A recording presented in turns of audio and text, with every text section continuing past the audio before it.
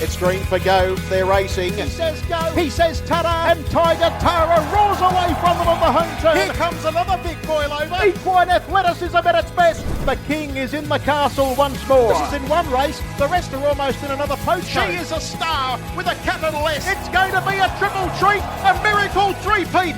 Ladies and gentlemen, you have witnessed history here at Menangle. What about that? It's getting right up on the sprint lane and it's going to bolt in. Hello and welcome back to another edition of the Menangle Angle. I'm Jessica Watkins and joining me is David Wonson, our General Manager for Racing Operations here at Club Menangle.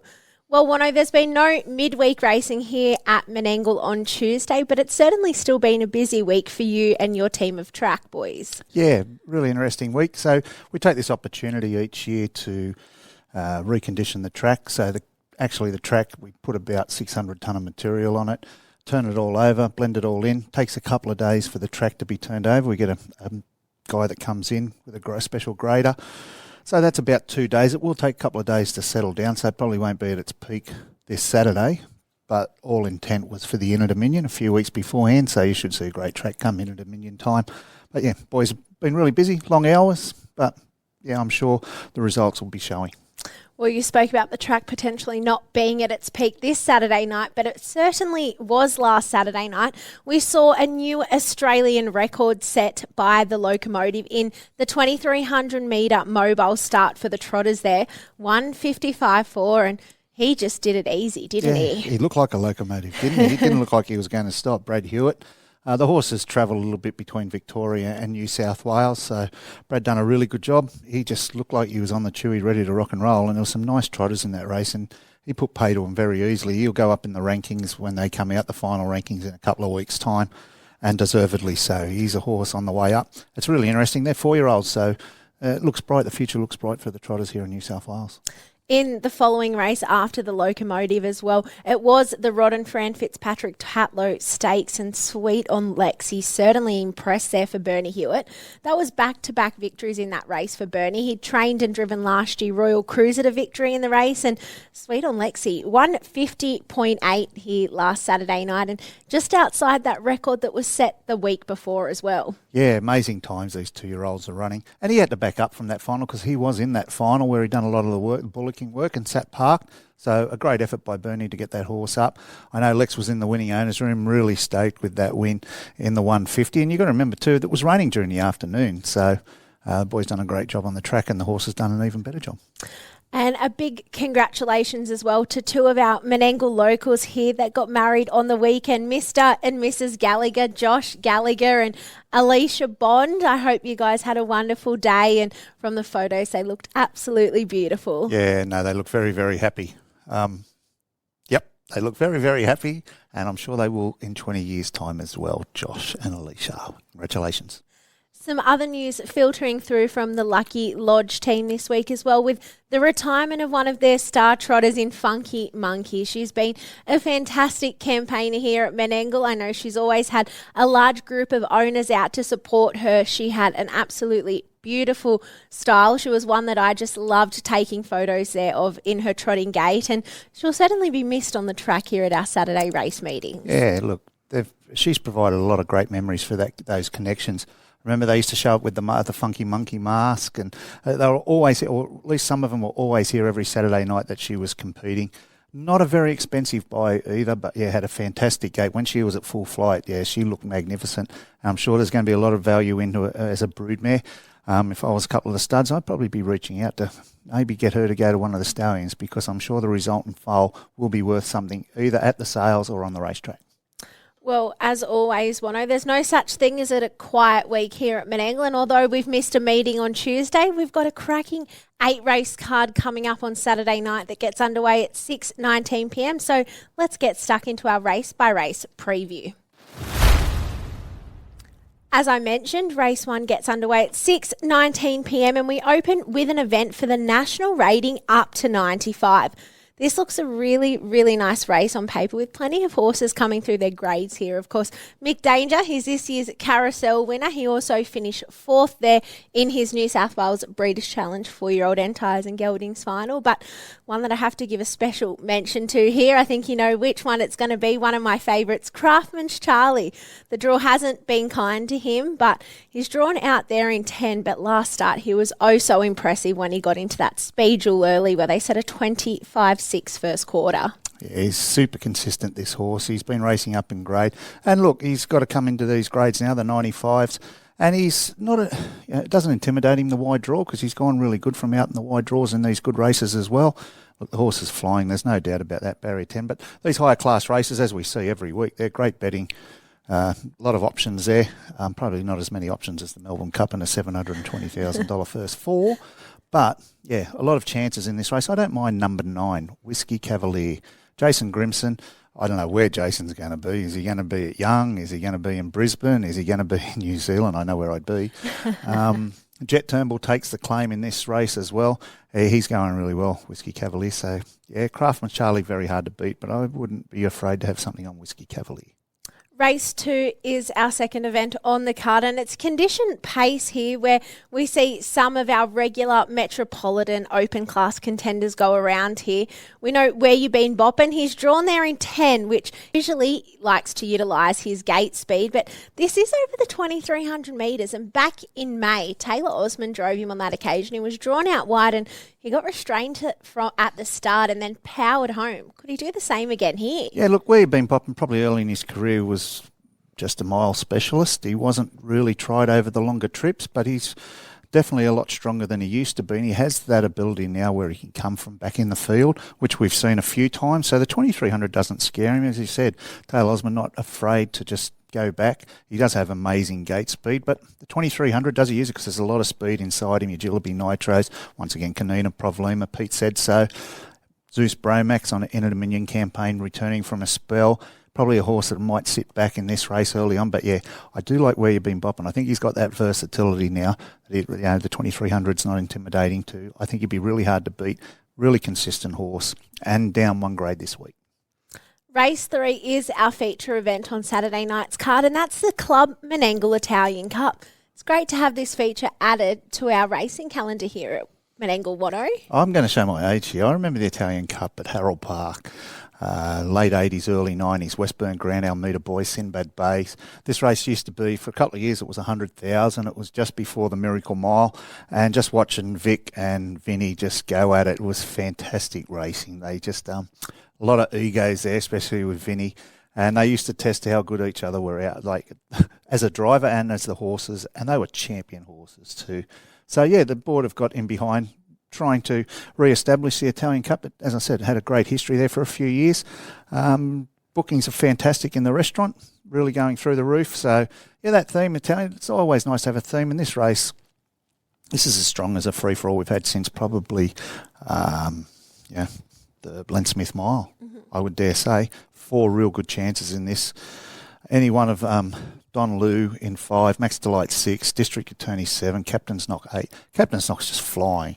Like Brad declared he'd run a 48. He did that. It's over the mile again. District Attorney, he's got 3 seconds in his last 5 starts. Forgive his Victoria Cup where something definitely went amiss. But before that, he had a second in the Len Smith Mile. He's only horse this season to beat Leap to Fame. There you go. It's a big feather in your cap, isn't it? Yeah. And Max Delight, he's like George Foreman. He just gets better with age. Don Liu was super impressive here 2 starts ago. Really hard. Really, really hard. But the way he's going, if he continues that form, Captain's Knock for me. I think Max Delight has to be in favour as well there. His run behind Leap to Fame where he was making ground towards the line was just incredible, and he's $1 million man, so I think he has to be highly respected in this field as well. Race 4 is the Club Menangle Waratah final, and it's a race that we always love seeing here where we get to see those country trained horses make their way onto the big track here at Menangle and take centre stage. And well, the 2 really caught my eye in this field, Wono. Scared Stiff for Jackson Painting and Brad Hewitt. This horse crossed the ditch to Australia back in 2022 and had quite a few Menangle runs where he's really consistent and in the winner's circle as well. And I know that was a little while ago, but I think carries on in here into this Waratah final. And that's what you've got to look at with these country horses. Look, this is a higher rated race than we usually have. It's a 66, so a lot of these horses established out in the country areas. So there's a lot of disclosed form. But yeah, like talk about scared stiff. You're scared stiff just to put one out there because they're all in super consistent form. It could come down to a little bit of luck and running. So talking about luck, I've drawn widest as Mammal's Alibi. It's won 5, I think, of its last 6. Nathan Turnbull. Be rather ironic if Nathan trained the winner and Jet's not driving because Hannah takes the drive on this one. But yeah, look, 5 of last 6. His only blemish, I think it may have been here actually, in a race here at Menangle where he got caught a little bit wide. Drawn in wide a Waratah final last time. Final. But yeah, winning 5 of your last 6, that's pretty good form. As I said, a little bit of luck. They run good for Hannah, so I think she'll just launch him down the home straight, and I think big chance Mammal's Alibi. Race 5 is the Ultra Air Pace on the card, and it's a Metro maiden, if you like, and one that really stood out to me here was El Camino, number 6 for Bailey Madonna. He finished 22-metre third behind Captain's Knock in 148.4 there, and I think that really puts this horse in a strong contention. Yeah, you're looking for an eye catcher. This horse definitely in the grade it's been racing and coming back to. I watched a movie the other night, El Camino. Brad Pitt mentioned he was in the movie The Mexican, and he wanted a fast car when he went. He hired a fast car in Mexico. He goes El Camino. So yeah, he was pretty. It was a good movie.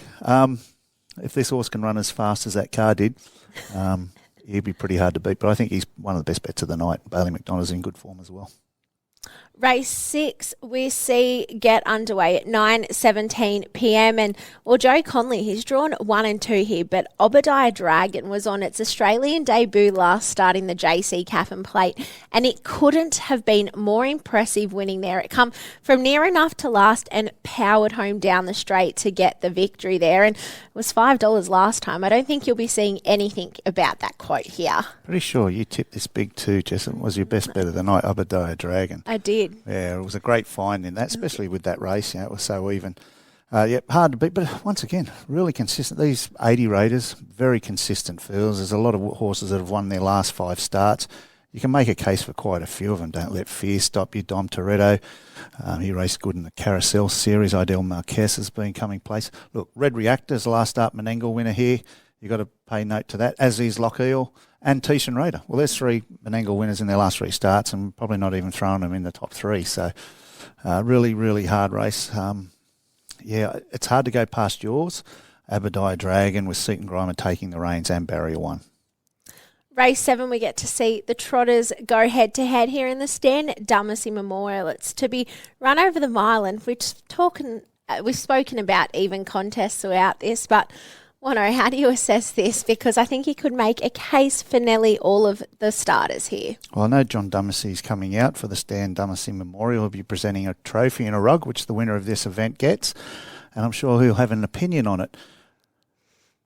Not sure which way his opinion will go, though. But yeah, I've got to lean towards number 9, Leaf Stride. I think I tipped it a little bit last start and it let me down a little bit. But it is a much better trotter than what it performed last start.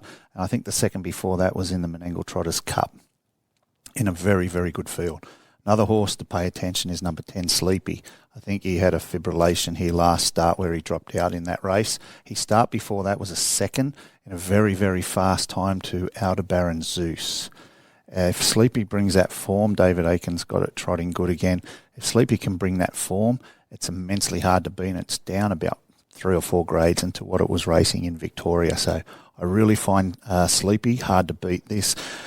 Probably just a little bit in front of Leaf Stride. There you go. Well, a very open affair there. I think you've nearly mentioned quite a few of the runners in that field, but maybe as open as the Melbourne Cup, would you say? Yeah, it's 720,000 first 4. I had second, third, fourth, fifth in the first 4. Why didn't someone tip me the 11? Race 8 is the final event on the card here, and there's a horse that has 6 straight wins next to its name, and that's Go Mickey, to be trained and driven by Seed and Grimer here. Interestingly enough, it's actually a half-sister to Miracle Mile starter this year, Loyalist. So there's a bit of breeding information there, if you like, but it's looked really, really impressive in its wins at Penrith and Newcastle. Of course, a step up again here to Menangle grade, but it looks a leading fancy. And also I liked the run of Joe Leader last week for Peter and Hannah Rickson as well. I thought it found the line really strongly there behind Ludacris. Yeah, that was a good run, Joe Leader. I like that run too. It savaged the line. Ludacris is a very, very nice mare. She's even nominated for the Inter Dominion. So a second really stands up in this race. Hannah takes the claim, so she does get back. Look, it's for the lower class mare, so a lot of these race on the Tuesdays, occasionally on the Saturday meetings. But, yeah, Maria Alagonda was a really good Tuesday winner here. I think it took Freddie a bit by surprise. He got a bit excited in his race call there. Congratulations, Winona Ryder. She's a consistent mare, but I think you're on the money there, Jess. 8 and 9 in the Cornella for Mijo Leader and Go Mickey. Well, Wono, we've gone through our race-to-race preview. Who's your best on the card? Brad Pitt. He's a good-looking guy. He sort of knows what he's talking about. El Camino. Yeah, El Camino, pretty hard to beat for me. I think it's the standout bet of the evening, race 5, El Camino. I like saying that.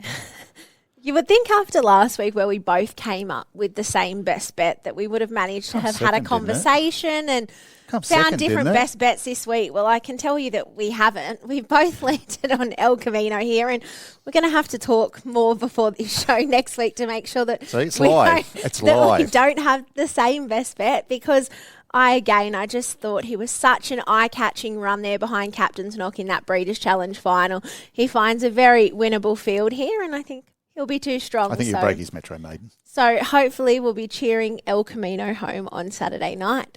Wono's Way, how are you playing it? Wono's Way, well, we're talking about first fours. I don't know if this one will pay $720,000 or, as someone with Ladbrokes, $3.2 million, they had it 4 times or something.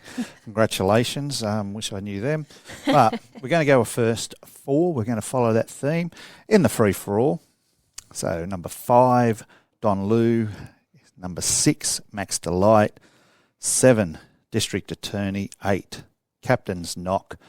Box first 4 in the Italian Cup. They're the 4 best horses in the race.